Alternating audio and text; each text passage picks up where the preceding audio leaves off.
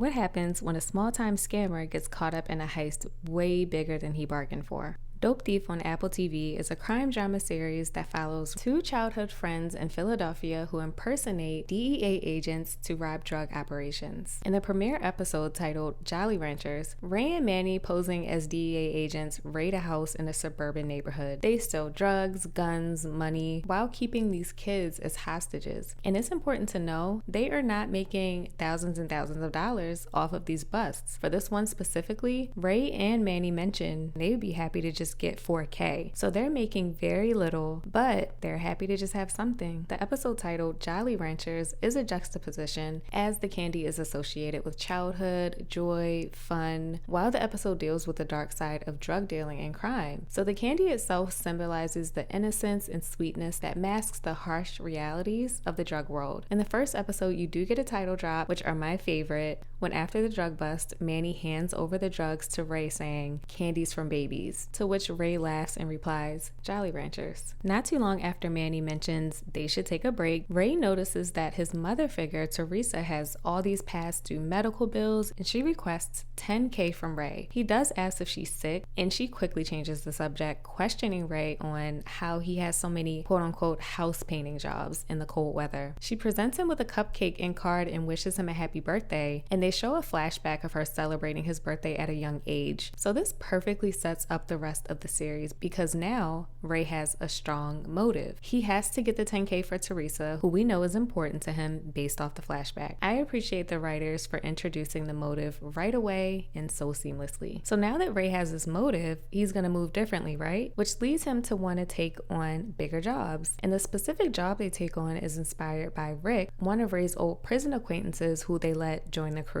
Rick suggests they branch out from the city busts and rob drug labs in rural areas for bigger profit. And just looking at Rick, he clearly looks unprepared and not to be trusted, but you have to remember, Ray has this motive, so he's desperate. We're introduced to Manny's girlfriend Sherry at their housewarming, and we see how this causes issues between Ray and Manny's relationship, with Ray often feeling like Manny prioritizes her over their business. There was a really great token of symbolism in the scene when Manny showed Ray a locket gifted to him by Sherry, symbolizing a thief who later becomes a saint. So this is definitely foreshadowing for what's to come for these men. While scouting for the bust, there's a quick shot of Ray noticing someone named Mina who has been struggling with addiction. We see Ray is struggling too while attending an AA meeting where he opens up about being sober for 28 days. We see that one of the main things that troubles him is memories of a girl named Marietta from his past who they often flash back to, and you can clearly see meant a lot to him. So now the time has come. The crew tries to pull off their biggest heist yet. Ray claims he did his research, but what they found was nothing they could have expected. During the heist, they're exposed. Rick panics and opens fire, resulting in his death and two others. This is where Mina, the woman Ray saw earlier, comes back into play. They realize she's missing after being shot. The lab catches fire, explodes, forcing Ray and Manny to flee with cash. After getting out of there and thinking they can finally breathe, this is interrupted by a voice from a walkie-talkie from an unknown person who has identified them. And it's revealed they've unknowingly stolen from very dangerous and powerful people involved in the drug trade. As the first episode comes to a close, Mina is revealed to be an undercover agent who survived the explosion. Before heading into surgery, she's able to tell the investigators about the incident. So now Manny and Ray have criminals and the police after them. So let's move on to episode 2 titled Bat Out of Hell. Having to now deal with the repercussions of their robbery gone wrong, Ray and Manny go into hiding while trying to keep their family safe. So they start by destroying their evidence into the river and find out that the aloe bottles from the heist actually contain liquid meth. We're introduced to Sun, who is kind of the muscle behind what Ray and Manny do. And we see a flashback here of Ray and Manny when they were younger, and Sun seems to inspire Ray to put two and two together about the bust, and Ray suspects Rick might have set him up. Ray also tries his best to convince Teresa to leave town and even tells her she won a lottery. We cut to a scene where Ray visits his incarcerated father, Bart, played by Ving Rhames, who confesses to spilling some of Ray's illegal activities to a recently paroled inmate. And the performance by Brian Tyree Henry here was amazing. You really felt the pain of him telling the stories of how his father abused his mother, while Bart is telling him that never happened. Based on this information from Bart, they follow a lead connected to a group called Eden's Gardeners, hoping to find answers, but they instead instead find him and his family brutally murdered, and they once again find themselves in a high-stakes situation when they're ambushed by two bikers, resulting in a violent confrontation where the bikers are killed. Ray is shot, but luckily the vest given by Sun protected him. Ray receives a call from the phone they stole earlier, which rang earlier, and the ringtone plays a song Ray knows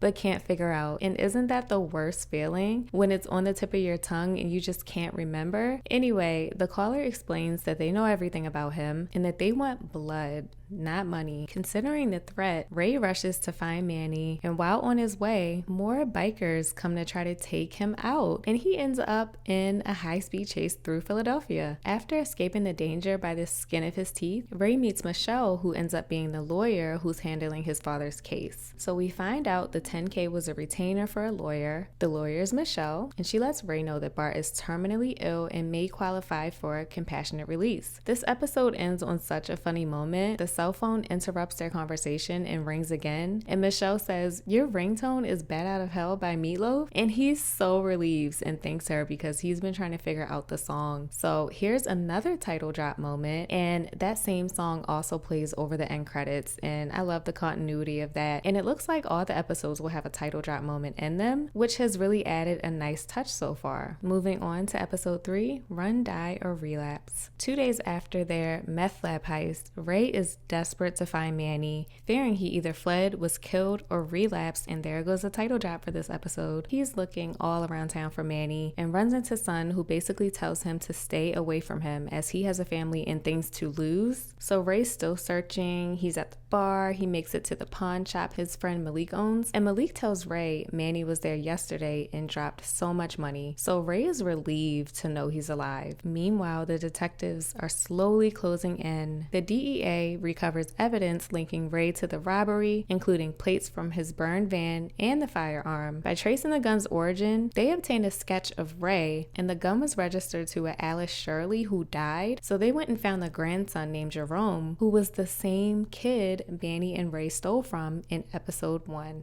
Crazy. Running parallel to the detectives are the bikers trying to close in on Ray. They go to the pawn shop and try to get information out of Malik, but apparently he answered one of their questions wrong and they shot and killed him. This was so sad to see. It's been a long day. Ray's back at the house, and here comes Teresa, who did not listen and came back home. He decides to confess to her what he's been doing, and then Teresa receives a call informing her that Bart had been stabbed in prison. While Ray is arguing with her, he discovers Manny in the attic, a mess and strung out. This development forces Ray to accompany her to the prison. Outside the prison, he sees Michelle and wants to tell her what's going on, so they decide to go to a close bar, and there lies all the bikers. Michelle ends up figuring out what's going on and communicates with Ray and references her Quaker meetings and connects it to the moment speaking in code on their next steps. I thought that was really cool. She says Quaker meetings are very still and quiet until someone finds the right inspiration. So this was her way of communicating with him when to leave. So they end up leaving when the prison guards leave, and he's able to escape, and I love that moment because they haven't known each other long, but the way they can connect and speak to each other through a look is deep,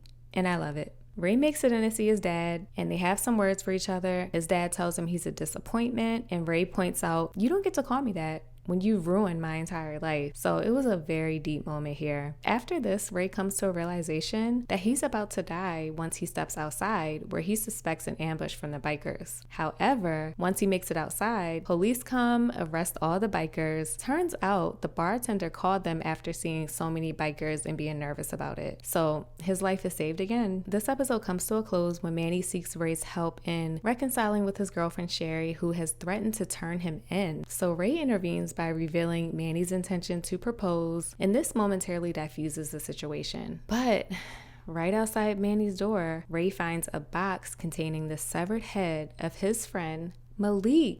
What a way to end the episode, and also so sad. So let's get right into episode 4, Philadelphia Lawyer. The episode opens with a flashback revealing Mina's history as an undercover agent, which sheds some light on her current motivations. I like that the storyline also explores the COVID-19 pandemic and how it's disrupted the drug smuggling routes, forcing the cartels to collaborate with biker gangs to maintain their operations. At this point, Manny is a mess. He's in a hotel, he's shooting up, and Ray contacts Sherry and and tells her if she wanted to help, she needs to stay away and also stay off social media because she was posting up a storm. So Manny is on this journey of making amends and following the steps to a T to do so. So him and Ray are in totally different headspaces right now. We also see the DEA pull up on Michelle and tries to get her to talk, but she seems like she's 10 steps ahead of them. So I love how she completely shut it down. Ray decides to put a tracker on one of the bikers' cars and is able to find their hangout spot, which is a little unrealistic because it's just wide open. But anyway, Sun coordinates for his crew that he vouched for to go take a look, and they were literally acting like clowns. The face paint, the crazy behavior, throwing Molotovs. And so this backfired and they ended up getting taken out. But Ray and Manny once again get away. But a few moments later, Manny tries to blow both of them up with a grenade. Be so for real. Now I am gonna say this was probably my least favorite episode, but one moment I did like from the episode was when Michelle was at the restaurant waiting for Ray so they could finally talk. And as soon as he entered, she started communicating to him with her eyes and again signaling him to get out of there as she sees the agent. And I just love that. She's my favorite character right now. Again, there's been a theme of title dropping in this series, but for this episode, I don't believe I heard the actual title drop, but what I know is a Philadelphia lawyer is an old expression referring to someone who's extremely clever, skilled at finding loopholes, often associated with getting out of tight situations. Michelle, who's Ray's father's lawyer, is literally a Philadelphia lawyer who's helping Bart seek compassionate release, and she's navigating murky moral ground as she gets closer to Ray. So I think the title in this episode served more of a symbolic purpose, reflecting the episode's theme of legal maneuvering. So that was episode 1 through 4, and so far the pacing is a little inconsistent for me. I do enjoy when things start to pick up and we get some action, but it seems like it takes the whole episode to get there. So I'm looking forward to the rest of the season and seeing if the pacing gets better and if things are a little more cohesive. Thank you so much for watching my breakdown and recap of Dope Thief. My name is Chimera. That was another episode of Screen Diaries. Take care. Bye.